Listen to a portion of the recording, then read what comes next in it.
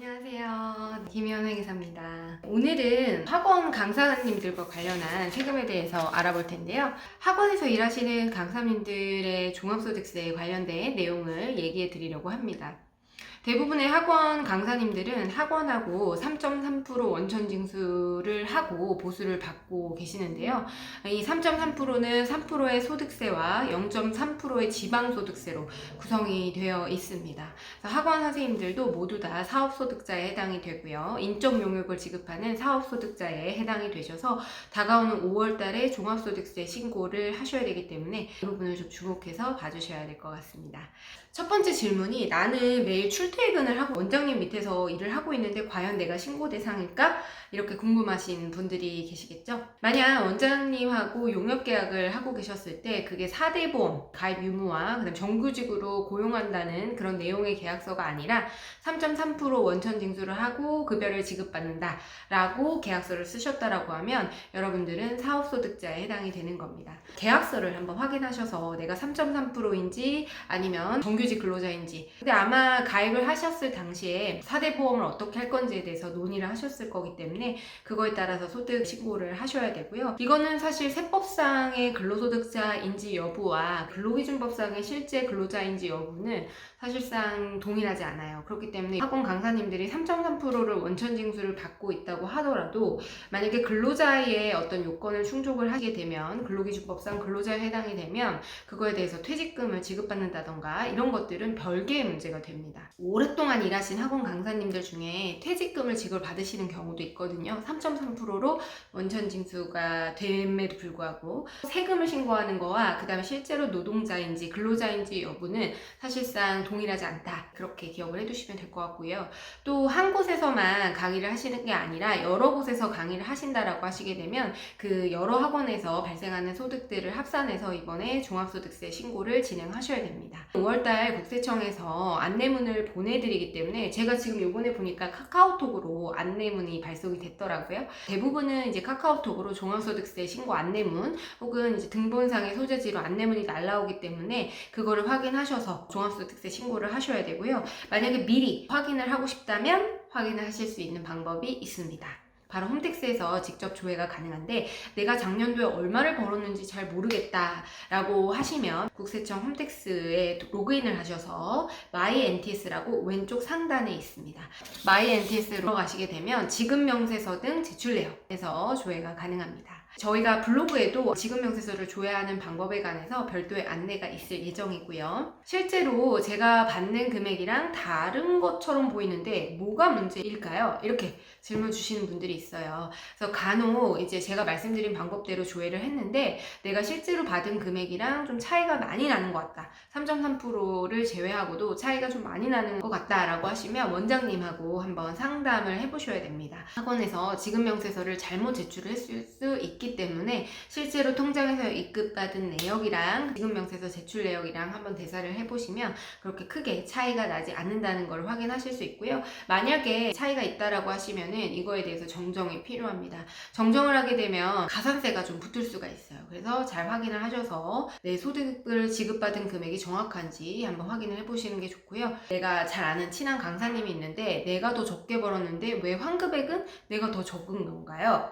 혹은 같은 금액의 연봉인데 왜 나만 환급액이 더 적은 건가요? 이렇게 질문을 주시는 분들이 계세요. 그 이유는 여러 가지가 있을 수 있습니다. 먼저 공제 가능한 항목이 있는데요. 같은 연봉을 지급받으시더라도 더 많은 환급금이 발생을 하신 분들은 공제 가능하신 내용을 더 많이 지출을 하셨거나 경비가 많으시다거나 공제 항목이나 혹은 세액공제 항목 같은 것들이 더 많으신 경우에 해당이 되겠습니다. 부양가족이 더 많다든지 국민연금을 더 많이 납부하셨다든지 노란농산공제나 개인 IRP와 같은 그런 세액공제 항목들을 더 많이 챙기셨을 수도 있고요. 비용에서도 뭐 기부금을 지출하셨다던가 이런 것들의 차이로 인해서 소득금액은 달라질 수 있습니다. 매출액이 같은 사업장들도 순이익이 같을 수가 없는 거거든요. 환급이라고 하는 거는 그동안 내셨던 금액이 있어서 결정된 세액을 보니까 그거보다 더 적어서 환급을 받으시게 되는 거거든요. 그래서 1월부터 12월까지 3.3%씩 떼서 납부를 하셨던 소득세가 만약에 더 적게 되면 당연히 적게 환급을 받으시게 되는 겁니다. 세금이라고 하는 거는 매출이 같다고 해서, 소득 금액이 같다고 해서, 순이익이 같다고 해서 세금이 꼭 동일하진 않는다는 점을 기억을 해두셔야 됩니다. 그리고 기납부세액도 있고, 그러니까 세금을 기존에 원천징수되었던 세금 차이도 있을 거고요. 여러 가지 원인으로 인해서 세금이 달라질 수 있어요. 대략적인 금액은 비슷할 수 있지만 대략적인 금액도 굉장히 많이 차이가 나는 경우가 있거든요. 그러면 공제 가능한 항목들은 과연 무엇이 있는지, 제일 먼저 이제 부양가족이 있으면 꼭 잊지 말고 부양가족에 대해서 공제를 받으셔야 될 것 같고요. 부양가족에는 본인과 배우자, 직계 비속, 직계 존속, 형제자매 등이 있습니다. 그리고 이제 배우자를 제외하고는 나이 요건과 소득 요건이 있으니까 주의를 해주셔야 되고요. 학원 강사 같은 경우에도 사업 소득자이시기 때문에 사업과 관련된 비용은 모두 다 공제가 가능합니다.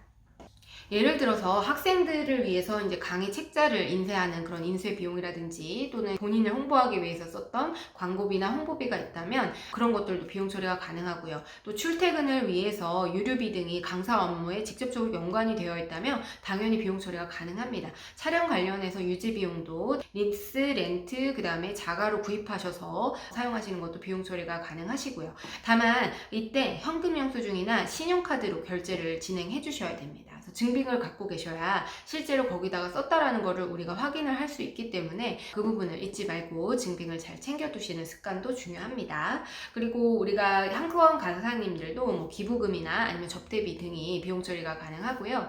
그 외에 노란우산 공제, 그 다음에 개인용 IRP 이런 것들도 세액 공제가 가능하고 소득 공제가 가능하기 때문에 확인을 하셔서 가입을 하시는 것을 추천을 드립니다.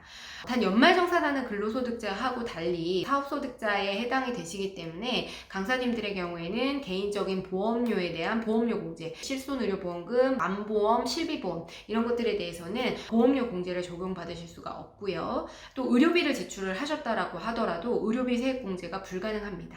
이건 근로소득자들만 가능하고, 또 주택자금과 관련한 소득공제라든지 교육비 소득공제, 그리고 자녀분들에게 지출하셨던 교육비 세액 공제도 적용을 받으실 수 없습니다.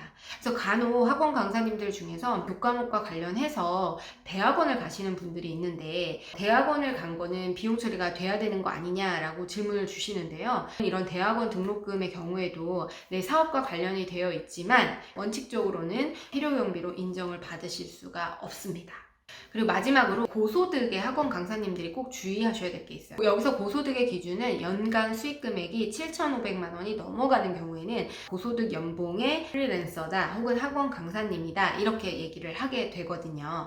그래서 고소득 연봉의 학원 강사 기준을 7,500만 원으로 잡게 되고요. 7,500만 원이 넘어가는데 환급을 받으시는 거는 조금 문제가 있습니다. 부양가족이 많으면 그럴 수 있지만 사실상 가공경비를 넣어서 경비를 과다하게 넣어서 환급을 받을 가능성이 굉장히 높기 때문에 환급을 받았다고 무조건 좋은 게 아닙니다. 7,500만 원 넘어가게 되면 종합소득세 신고를 할 때 복식부기 의무자에 해당이 되고요. 그래서 더욱더 주의해서 정확하게 소득신고를 하셔야 되는 대상자가 된다는 겁니다. 7,500만 원은 실수령액 기준이 아니고 세전금액 기준이거든요. 그래서 순이익 기준은 아니다. 내가 남는 게 7,500이 안 된다고 해서 내 고소득 연봉자가 아닌 것은 아닙니다. 그래서 7,500만 원 이상이 되시면 고소득 연봉자에 해당이 되기 때문에 항상 관리를 잘 해놓으셔야 되고, 비용에 있어서도 조금 주의해서 복식부기 의무자인 만큼 정확하게 기장을 하셔가지고 종합소득세 신고를 하셔야 되고요. 세법상 인정되는 항목과 그렇지 않은 항목들을 잘 구분하셔야 돼요. 원장님들이 생각하시는 혹은 학원 강사님들이 생각하시는 비용과 또 이 세법에서 인정해주는 비용의 범위가 다르기 때문에 그거는 저희와 같은 전문가한테 맡겨서 신고를 하시는 게 사실상 적합하고요. 단순히 환급세액이 많다고 해서 그 세무사가 굉장히 능력이 좋다거나 아주 좋은 세무사라거나 그건 아닙니다. 물론 저희도 절세를 위해서 도와드리는 건 맞지만 환급세액이 많게 하려면 그냥 매출액에다가 다 비용 넣어가지고 전액 환급 이거 가능합니다. 7,500에다가 비용 써서 내면 되는 거예요. 크게 어렵지 않아요. 그랬을 때 결국에는 나중에 납세자가 부담을 하셔야 되거든요. 최근에도 어떤 세무사님이 과공병기를 과도하게 넣어주고 그래서 문제가 됐던 사건이 있습니다. 이렇게 프리랜서로 3.3%로 원천징수를 해서 소득을 지급받던 분들이 막 몇 년이 지나서 세금이 눈덩이처럼 불어나서 과다하게 또 세무조사를 받고 세금을 냈던 그런 케이스가 있었어요. 불과 몇 년 전에. 그렇기 때문에 저희도 강사님께서 세금을 안 내고 싶다, 너무 쉬운 방법이에요. 그냥 비용 다 넣어버리고 마이너스 만들어가지고 전액 환급 이렇게 해드릴 수 있지만, 그렇게 되면 사실상 그러면 뭐 아무나 신고해도 되죠. 그치? 전문가가 왜 필요합니까? 그냥 비용 넣어서 다 신고하시면 되는데요. 뭐 순이익 0원, 순이익 마이너스 1000만원 뭐 이렇게 해서 신고해버리면 되는데요. 그죠? 그렇기 때문에 정확하게 안전하게, 그리고 나중에 문제 없이 신고를 도와드리는 게 저희의 임무다, 업무다. 그것을 양해를 해주셨으면 좋겠어요. 7,500만원 이상이 되신다면 고소득이 발생을 하시는 거고, 미리미리 절세 방안을 마련을 하시는 거를 추천을 드립니다. 첫 번째로 조교들에게 지급하시는 인건비가 있다라고 하면 이 부분에 대해서는 원천징수를 하고 신고를 하는 게 바람직해요. 아무리 알바생이라고 하더라도, 그냥 단기적으로 조금만 고용한다고 하더라도 채점 알바 같은 경우도 그렇고 1년 모아보면 금액이 꽤 될 수가 있거든요. 나중에는 이런 비용조차도 굉장히 아쉬워지게 됩니다. 그렇기 때문에 해당 금액은 세무대리인을 통해서 미리미리 신고를 하고, 또 지급명세서를 제출을 하셔서 인건비로 인정이 가능하기 때문에 세무대리인을 통해서 조교들에 대한 인건비를 알바든 뭐든 상관없이 신고를 하시는 게 바람직하고요. 두 번째로 이제 교재를 직접 출간하시는 경우가 있어요. 교재 수입의 경우에 그냥 인쇄로 받으시는 게 아니라 그 교재를 출간하시는 거에 대해서 출판업으로 사업자 등록을 내시고, 출판업 사업자 등록은 시군구청과 세무서에 면제사업자로 또 사업자 등록이 가능합니다. 사업자 등록을 하는 것을 추천을 드려요. 출판업으로 사업자 등록을 하게 되면 최초 창업인 경우에는 창업 중소기업 세액 감면이 가능하고요. 여러 가지 혜택들이 있습니다. 교재를 출간하게 되면 또 ISBN 코드라는 거를 또 받아서 해야만 면세로 인정이 받고 그런 부분이 있는데, 아무튼 구체적인 사항은 저와 같은 세무대리랑 상담을 하셔서 결정을 하시고요. 출판업 매출을 별도로 구분해서 인세로 받으시기보다는 출판으로 인한 수입이 굉장히 많아지시게 되면 출판업에 사업자 등록을 하나 내셔서 출판업 매출을 별도로 구분 관리하시는 것도 전략이 되실 수 있습니다. 그래서 일정 규모 이상의 강사님들은 교재 수입 부분도 이걸 무시할 수 없을 만큼 굉장히 크기 때문에 교재를 출간하실 때 미리 세금 상담을 받고 결정을 하시는 것을 추천을 드립니다.